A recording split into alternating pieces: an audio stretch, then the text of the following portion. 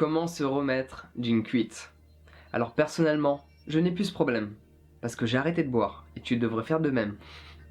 Alors ne t'en fais pas, je n'ai pas fait cette vidéo pour te faire la morale, pas du tout. Ok, j'ai fait cette vidéo pour t'apporter des solutions, pour faire en sorte que tu profites pleinement de ton lendemain de soirée. Parce que personnellement, à l'époque où je buvais beaucoup, ce qui m'énervait le plus, c'était même pas le fait d'avoir mal à la tête, ou d'avoir des nausées, des vomissements, ou d'être fatigué. Ce qui me dérangeait le plus, c'est de rester au lit à ne pas profiter de ma journée. Ça me dérangeait. Donc je vais t'apporter des solutions 100% naturelles et efficaces qui vont te permettre de faire en sorte que ton mal de tête, ta nausée et ta fatigue disparaissent. T'es prêt? On commence par quoi? Parce que je vais pas te dire qu'est-ce qu'il faut faire en soirée. T'es déjà au courant, même si tu ne le fais pas. Boire un verre d'alcool et un verre d'eau. Un verre d'alcool, un verre d'eau. Un verre d'alcool, un verre d'eau. On te l'a déjà dit, mais tu ne le fais pas. Donc là maintenant, tu te réveilles le matin et il y a plein de complications. Parce que tu es déshydraté. Et dès lors que tu bois, parce que tu as soif, ça veut dire que tu es déjà déshydraté. Donc littéralement, force-toi à boire et tout ira mieux. Donc comment tu peux faire concrètement? Tu t'es réveillé, t'as la tête dans le cul et le cul dans le brouillard, rien ne va plus. Ton corps est extrêmement acide, dû à toutes les substances que tu as pu mettre dans ton corps, alcool ou autre. C'est la catastrophe. Donc ce que tu peux faire, c'est boire de l'eau avec un pH élevé. Alors je sais que c'est compliqué à trouver, ou alors c'est une question de budget. Il y a une solution. Tu prends de l'eau, si possible, en bouteille, pas l'eau du robinet, pour plein de raisons que je vais développer à nouveau, encore et encore et encore. Tu prends de l'eau et tu mets du citron dedans. C'est vrai que le citron est acide dans la bouche, mais le citron c'est alcalin, ce qui fait que ton corps va retrouver son équilibre naturel. Si t'as pas de citron, t'as sûrement du bicarbonate chez toi. Ouais, tu sais, ce qu'on utilise pour les dents ou pour les gâteaux. Ben t'en mets dans l'eau.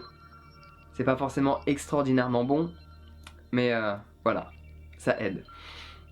D'ailleurs, petite astuce pour le citron, si t'as du mal, fais chauffer l'eau, ça passera tout seul, ok? Et t'es pas obligé de mettre du sucre, au contraire, d'ailleurs, après une cuite, évite le sucre et le sel pendant au moins 24 heures, surtout si tu te sens pas bien, parce que sinon tu ne vas pas aider ton organisme à se rétablir, parce que tu as consommé énormément de sucre toute la nuit, donc ne donne pas davantage de sucre à ton organisme, il en a largement assez. Au niveau du sel, je sais que c'est compliqué pour beaucoup de gens, mais essaie de cuisiner sans sel pendant 24 heures, parce que du coup tu vas faire une rétention d'eau et tu es déjà en manque d'eau. Ce serait juste stupide à faire, vrai? Alors bien sûr, au niveau de l'alimentation, ce qu'il faut faire, le lendemain d'une cuite pour que tu puisses aller mieux. Alors d'ailleurs, petite précision, tout ce que je suis en train de te dire, ça ne fait pas effet en un instant, ok? Ça prend quelques heures, mais c'est 100% naturel, ok? C'est un mélange de techniques, ok, qui vont guérir ton mal de tête, comment toi tu te sens, ton énergie et ta nausée. Donc au niveau de l'alimentation, parce que j'imagine que tu as envie de manger, parce que tu as faim, ce qui est normal, mais essaie de limiter la quantité que tu manges, parce que ton organisme, il a beaucoup de boulot là. Il est en train de combattre toutes les merdes que tu lui as mis dedans. Ouais? Donc laisse-le travailler. Ne lui rajoute pas de travail, ok? Si toi t'as plein de travail, moi j'arrive et je te donne d'autres choses à faire, est-ce que t'es content? Non, tu ne l'es pas. Alors pourquoi fais-tu la même chose avec ton corps? Non, faut pas faire ça. Donc essaie de manger quelque chose de très light, ok, sans sucre et sans sel.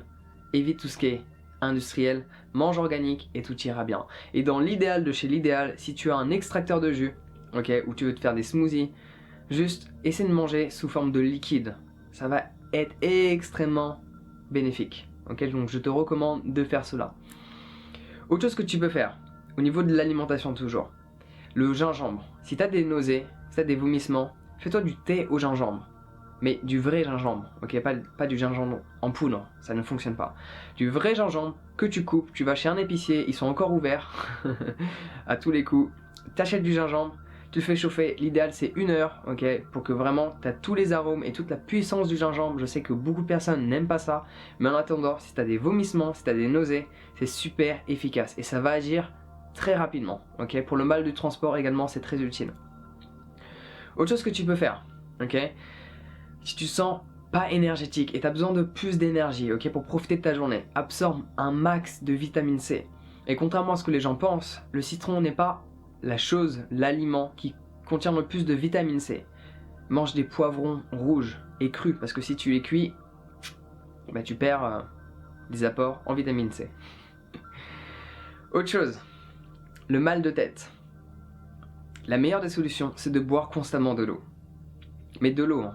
Pas de l'eau avec du sirop parce qu'il y a du sucre, pas des sodas parce qu'il y a du sucre, de l'eau. De l'eau, de l'eau et de l'eau. L'eau, c'est ton meilleur ami, ok? On a tendance à l'oublier. Les gens, ils mettent plus d'intérêt dans la nourriture qu'ils mangent, alors qu'ils devraient d'abord mettre plus d'intérêt dans l'eau qu'ils boivent. Parce qu'en soi, le plus important, c'est l'air, après, c'est l'eau, et après, c'est la nourriture. Parce que tu peux ne pas manger pendant très longtemps. Arrêter de boire pendant 2 jours, bon courage. Donc l'eau, c'est très important et on a tendance à négliger ce facteur-là. Donc bois beaucoup d'eau et fais en sorte, dès que tu as mal à la tête, de te masser les tempes. Mais dans l'idéal, je ne sais pas si tu en as chez toi, c'est d'utiliser de l'huile essentielle de lavande. Et tu la mets sur tes tempes et tu masses. Et outre le fait que ça sente bon, ça te permet de réguler ton mal de tête. Très efficace. Et bien sûr, si tu as vraiment envie de profiter de ta journée et t'en as marre de rester au lit, il y a une technique qui fonctionne du tonnerre. Mais la question c'est, es-tu prêt à l'expérimenter? La douche froide. Non mais je vais jamais faire ça, c'est l'hiver genre. Mais moi je prends une douche froide tous les jours. Tous les jours. Tous les jours. Tous les jours. Prends une douche froide et tu pourras profiter de ta journée. Personnellement, c'est quelque chose que je ne faisais pas à l'époque où je buvais, mais j'ai réalisé en me souvenant des états dans lesquels je me trouvais, où j'étais juste mou comme jamais. J'ai l'impression d'être une pure loque, un légume. Un légume complètement trop cuit, tu sais.